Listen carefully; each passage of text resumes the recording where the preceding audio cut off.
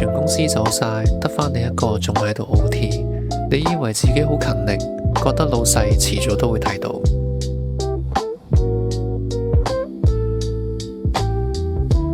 但現實係，職場從來都唔係一個講苦勞嘅地方。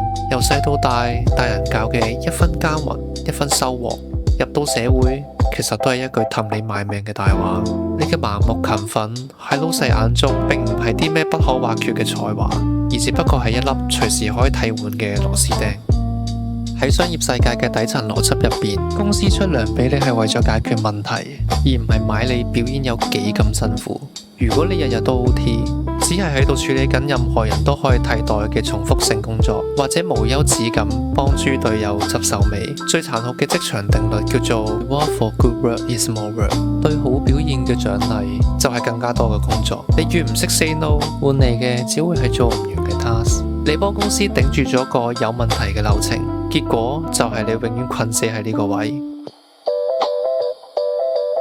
最殘酷嘅係，當你將所有嘅時間同埋精力都奉獻晒俾公司嗰啲重複瑣碎嘅工作，你根本冇時間去提升自己嘅真正實力。到經濟唔好，公司要裁員重組嗰陣，你估第一個俾人開刀嘅會係邊個？唔係嗰啲掌握住核心資源、識得向上管理嘅人，往往就係嗰班默默耕耘唔出聲，日日做到成隻狗咁嘅社畜。因為你嘅價值，老細用一個更加平嘅 fresh grad 或者 AI 就可以完美取代。